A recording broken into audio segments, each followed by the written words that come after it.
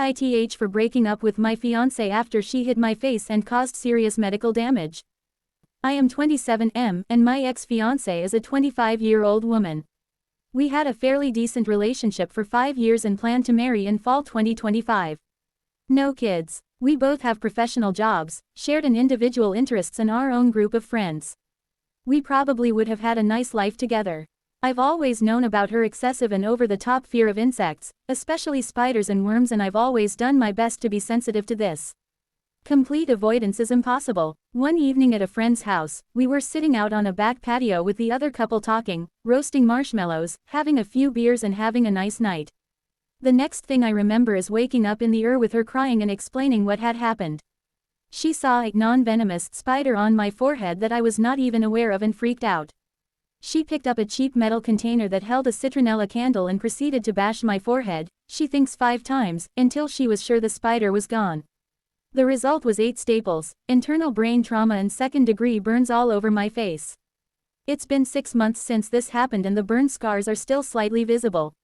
I could tell that she genuinely felt bad, and after a couple days of rest I really felt bad for her too.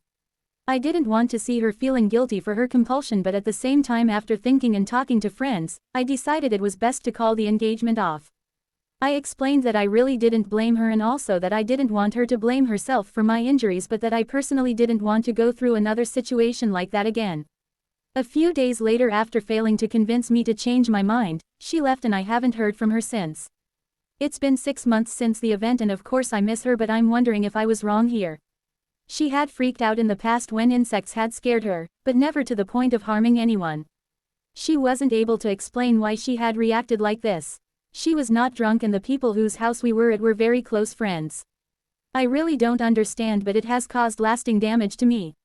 Edit. I've had and responded to several questions about my friends. Rather than keeping responding one off, I'll add the edit here.